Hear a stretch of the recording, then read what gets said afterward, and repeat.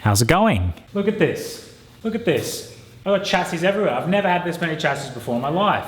But there's only one chassis we're focusing on today, and it's this one right here, 1982, HJ47. Ever heard of it? Well, I'm sure this once looked really nice and all brand new and shiny, but this is pretty much what 30 years of hard, honest work does to you. Honest work. We got rust, we got dust, we got a lot of other stuff as well. But as you can probably tell, today we're going to be bringing that back to a, not really factory, but a nice looking, solid, rust-free frame. I've done this before. I did this on the 60 series, actually, and it went really well. It's obviously a bit more intense this time because the whole cab's off. Since the whole cab is off, I'm going to utilize that, and I'm going to take absolutely everything off: the shocks, the exhaust, the transmission's already out because of the 5-speed thing that I'm doing, and then get into everywhere that I can. There's no major rust on this chassis. It's pretty much just surface. There's a few bits where it's flaking, but we'll get in there and really deal with that. Now, the important question is, how am I going to do it? Which way am I going to do it? Because last time I just did a grind off the rust, clean it, and I used a Septone paint that I got.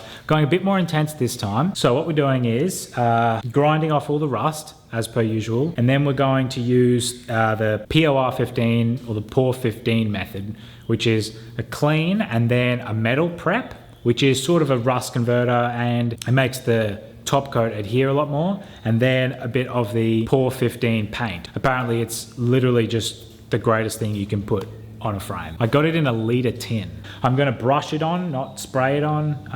Hopefully I have enough, but it's a very rudimentary sort of chassis, so won't have to do heaps. And that's literally it. So I say it's time to get into the first and always the hardest method, which is grinding all of that rust back with many different tools. So I'm going to get into that now.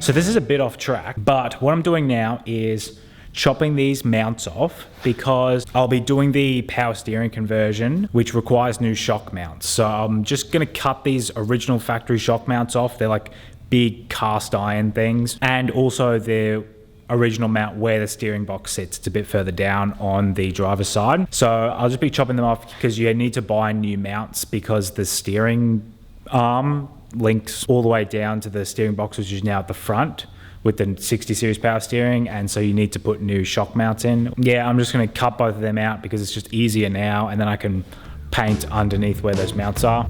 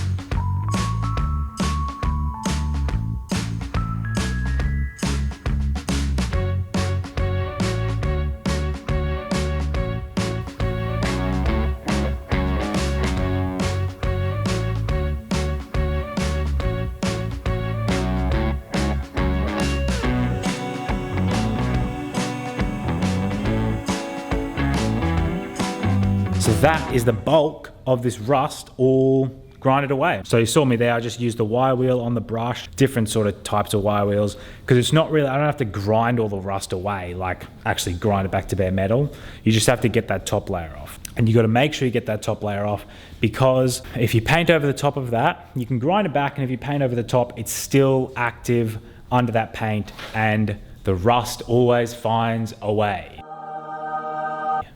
Rust finds a way. Rust finds a way. We just had to grind it all back. Then we got to do the 3-step process. I don't actually have the official POR-15 degreaser. I got some other stuff which is pretty good. I've got it in one of those pressure sprayer things, and then I will spray the whole thing down with that degreaser, scrub it down, and then you got to rinse it all off and then dry it. Then I'll put the metal prep, the actual rust converter on, leave that on for about 30 minutes or so, and then I'll get back to you.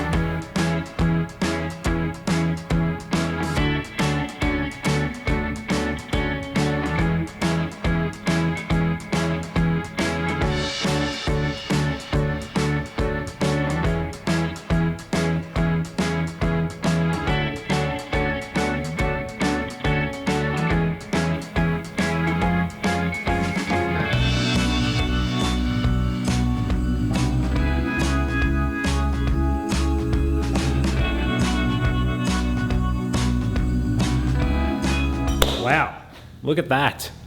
It is working, to say the least. You can really see that's working. It's turned all that rust into that white looking thing. I believe that's the zinc phosphate. It's a really nice surface, so you can then paint the top coat on. So now I've got to get my tin of POR-15. I've decided to brush it on. I feel like it's quite thick. It'd ruin a spray gun.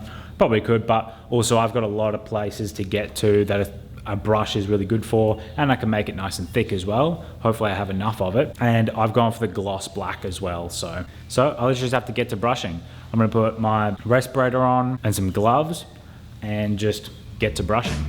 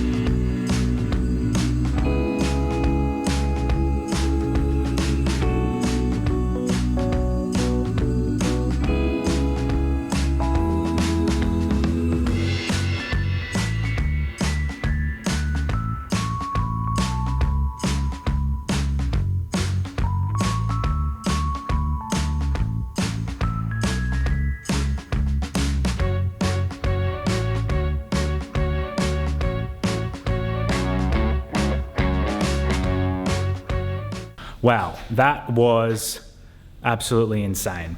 I mean, it was like so thick when it was coming out. It looked like tar almost, just bonding to that frame.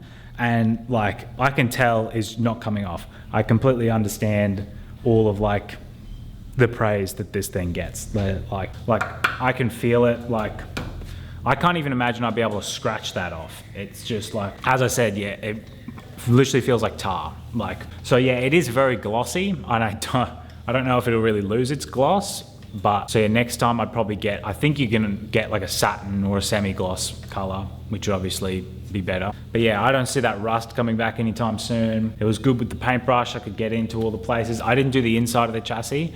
I didn't have enough paint, and I've got to get like a spray gun with a flexi nozzle on it. So I'll do that at another time. So it'll be interesting to see really when I can get out and test it when actually driving and forward driving, but from first impressions, it's very cool. And you'll notice I didn't paint the diffs, the front diff or the back diff.